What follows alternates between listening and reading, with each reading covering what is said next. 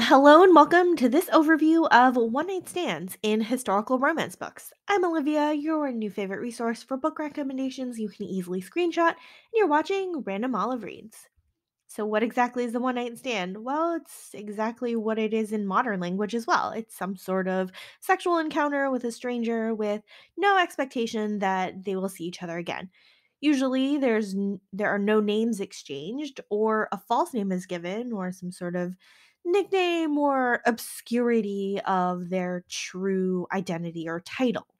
A lot of these stories have some sort of time gap before the two people reconnect, or even if there isn't a time gap, there is some sort of conflict that keeps the people apart or provides a reason for one or both parties to avoid repeating their tryst.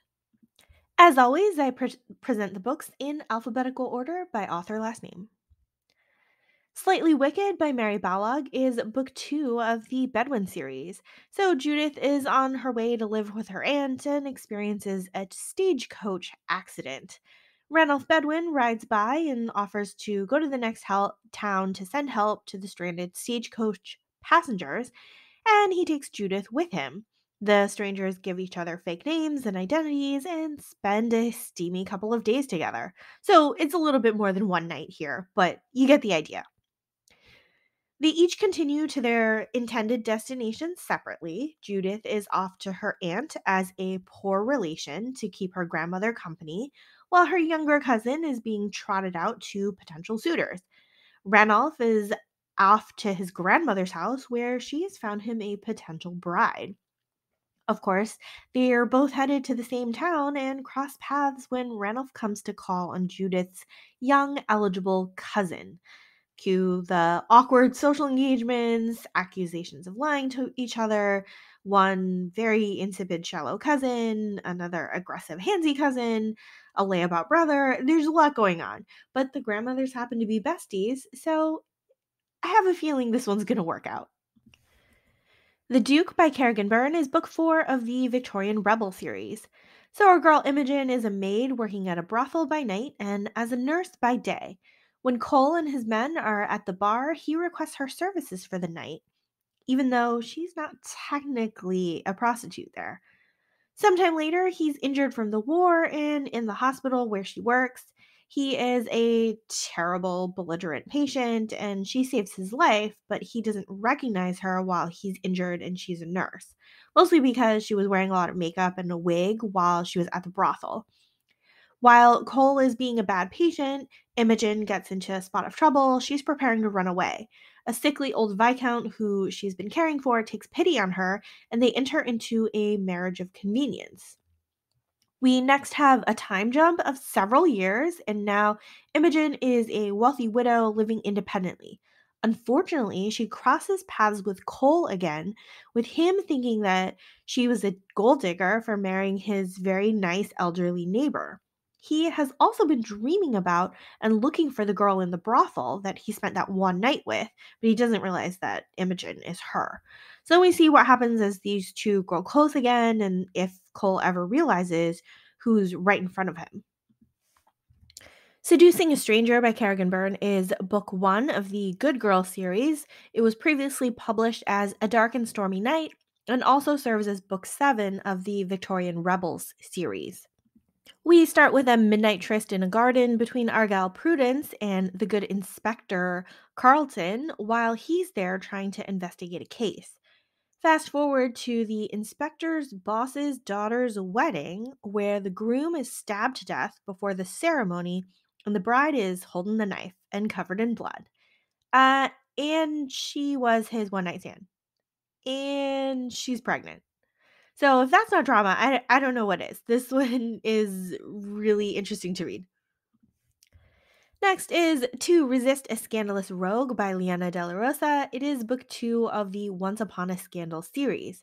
Now, after the scandal that is uncovered at the end of the previous book, we have Finley, who is a viscount, and a bit of a loss of direction. At an Earl's debaucherous house party, he meets a woman in the garden and spends one night with her before she disappears on him.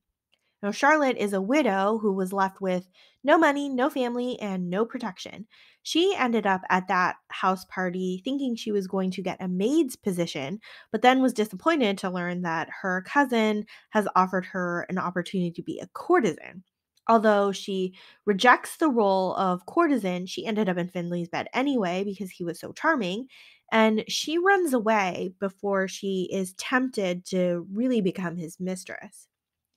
A year later, Finley is seeking a position in Parliament, and Charlotte has become a school teacher at a foundling home. And these two cross paths again because of that foundling home where Finley's sister is a patroness. With their social class differences, his secrets, her secrets, his political aspirations, the match is certainly unwise, but we do get to see them slowly bring the other person into their confidence and become emotionally entangled. His Study in Scandal by Megan Frampton is book two of the School for Scoundrel series. Alexandra is a widowed duchess out of mourning, seeking to take charge of her life by tearing up her morning gowns, shopping at a modiste her late husband didn't approve of, and enjoying a night of pleasure at a hedonistic garden with a handsome stranger. Theo is a wealthy businessman who had just made a deal to marry a duke's sister, but plans to spend one last night at the pleasure gardens before officially meeting her. Theo and Alexandra meet there, spend a steamy night together before parting ways. Complications arise when they realize that Theo has been intended for Alexandra's daughter as a way for her stepson, the new duke, to cover the debts that he has incurred in the last 2 years. With the brimming attraction between Theo and Alexandra, it's obvious he can't marry her daughter, but they need to figure out how to get themselves out of this situation because the Duke will ruin Theo's business prospects and also leave Alexandra and her daughter completely destitute. Interesting to see how this all ties together, but then the daughter actually takes some agency of her own in a fun little plot twist. One Night with an Earl by Tina Gabrielle is book one of the Daring Lady series. We start strong right here with a brothel where Anna is trying to lose her virginity before her 30th birthday. She was ruined by family scandal like a decade ago, and now she works as a chaperone to a young lady making her debut into society. She seeks one night of pleasure and has the brothel madam help her. Oliver is a newly inherited duke after the death of his father and brother, both of whom were kind of irresponsible and gross, and he is at the brothel with his brother's friends. Of course, Anna and Oliver are instantly attracted and proceed with a tryst. Later, Anna finds Oliver at her house to court her charge and also realizes that his family is the one that ruined hers. So much potential angst and drama here with the intertwined families. Plus, Anna's been hiding her true identity from the world. At some point, the lies will ultimately catch up to her, but in the meantime, the development of the romance between these two is absolutely delightful. One Night with You by Sophie Jordan is book three of the Daring series. We have oppressed widow Jane who accidentally sees her childhood friend Seth at a scandalous masked party that her friends dragged her to attend.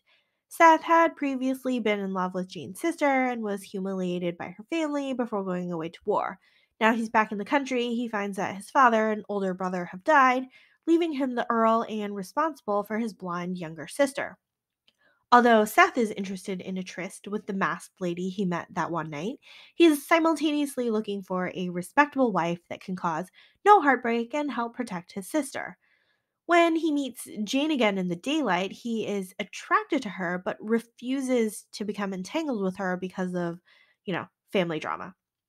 It's interesting to see how Jane steps away from her terrible circumstances through the support of her friends. She does put that mask back on for a tryst with Seth. So she knows who he is, but he doesn't know who she is during that encounter.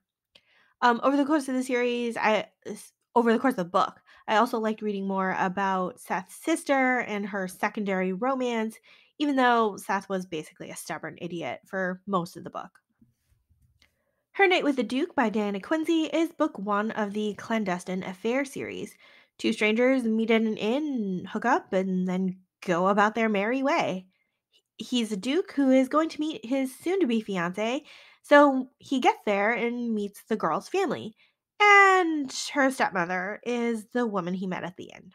So definitely awkward. They agree never to bring it up again. Everyone tries to do the honorable thing.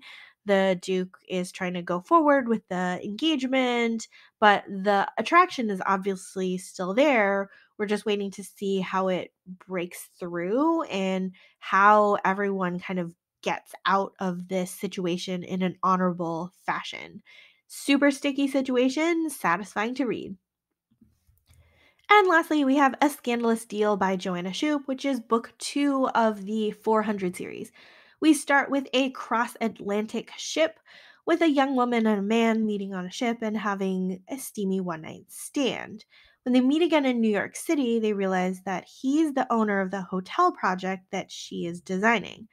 So our gal Eva is an architect who is working on the project, but passing it off as her father's work since he's the famous architect, but he's very ill. Philip is the ultra wealthy hotel owner who is having a hard time wrangling the construction crew, who generally don't want to listen to a woman who's running the show. There's a lot of back and forth here with who's in charge, trying to keep things professional, while these two are so clearly attracted to each other. There's also a fun side plot with Eva and Philip's mother, who wants to hire her to work on her Newport cottage renovations. So this one was the book that reminded me so much of the TV show Grey's Anatomy because of that one night stand. And then you show up to work the next day and like, oh no, he's my boss. But still a really fun book and really fun part of the series. Well, thank you so much for watching this video. Links to all of these books are in the description box. Like and subscribe so you don't miss future videos, and you can follow me on Instagram at randomolive.